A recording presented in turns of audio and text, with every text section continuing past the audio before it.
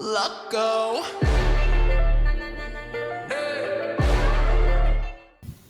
Howdy ho gang, today we're going to be painting on buttons that I had for like years. We're gonna finally paint them and make them cutesy, because guess what, I bought an Ita bag recently and I'm like, I need more buttons. I don't know where I'm gonna fit all of these buttons, but I need more buttons. However, the result isn't exactly what I was hoping for, because this keeps happening where I like use this dishwasher safe Mod Podge and it seems to be working fine, but then no matter what instructions I follow, the instructions on the actual bottle, the instructions online, the instructions that like people tell you to do to make it work, it always ends up with some weird wrinkly or cracked texture. I don't know what I'm doing. I try thin layers, I try thick layers, I try multiple layers, I let them completely dry in between. I don't know, but in the end I had to repaint them over and then paint over them with clear nail polish, because I know that'll work if anything. So if they look a little wrinkly at the end, a little smudged at the end, now you know why. Just so you know, before I started painting any of the buttons, I coated them with a mixture of gesso and white acrylic paint. If you have a white gesso, it works exactly the same. Some might even say white acrylic paint works just the same. I don't know about that. But I first started with these two tiny buttons because I needed to establish my new logo. I don't know if you guys noticed, but I changed my logo just a bit. It's a little cuter. It's a little heart-shaped nail polish bottle, and I was so happy with how this came out after I finished painting it, which bummed me out that after I put on the wonky Mod Podge, it started peeling and cracking and getting this weird texture. It was such a bummer, but I did save it in the end. And the other one is just, my YouTube name, xNailed it, X. I don't really say X. I don't really say the X's part. I just say nailed it. And a few little sparkly sparkles around the name, because, that's cute. But yeah, these two were just like little monikers, I guess, little labeling before we get to the big deal, the big kahunas button.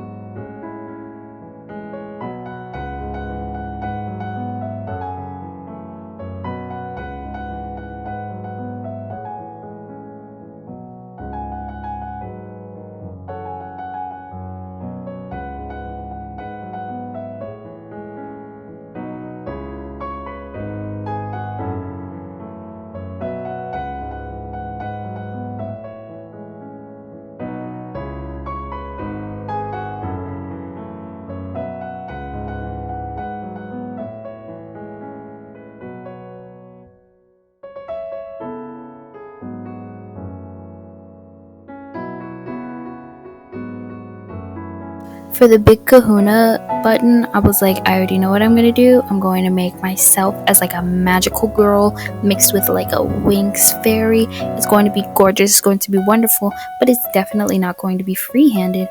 So I drew it onto a paper meticulously, and then I just decided to use the charcoal method, which is where you color charcoal on the back of a paper, and then you basically like redraw your drawing over onto it so that the charcoal transfers onto whatever you want to eventually paint it onto.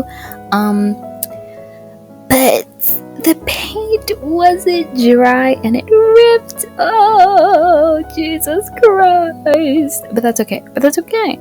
Because we moved forward and I fixed it, and I changed the face anyway because it was much too small for me to add all the details I was trying to add. I was just doing a little bit too much, and the paint wasn't even ready for all that.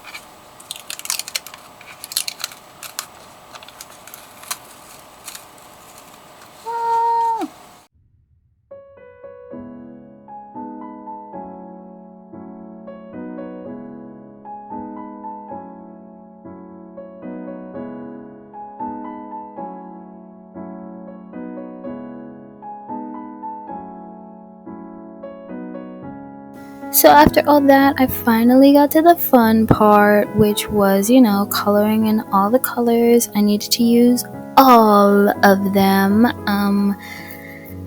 I obviously wasn't gonna make my hair just like its normal color. Right now it's black, but you know, I wanted a fun color hair, so I gave myself lavender hair, and I think it looks great.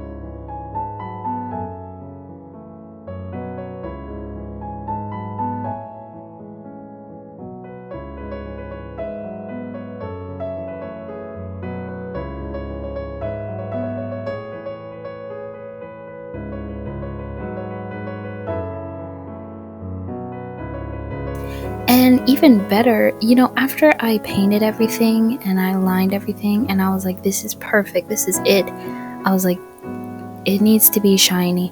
So I took this like little pearlescent acrylic paint I have that's really sheer, and I colored it over everything. But of course your girl cannot stay in the lines, so I had to reline everything again. You could also see me fiddle with the face over and over again. The face changes every single clip. It's kind of hilarious and embarrassing at the same time. But also, this isn't a tutorial. I don't need to be great at this. I'm just having fun.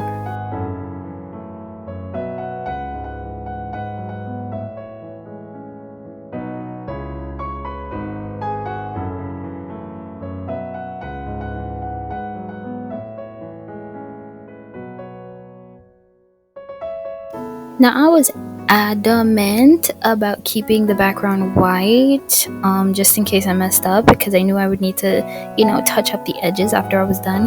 But after I was done and I cleaned up all the edges, I was like, it's really boring, guys. It's really boring. So I drew some little hearts. You know, every magical girl needs a power, and my power is, I'll get back to you on that, but I know it has to do something with pink hearts, and that's why I surrounded myself with pink hearts, which is really cute. So that's how I decided to top it all off. I also added my signatures somewhere around there.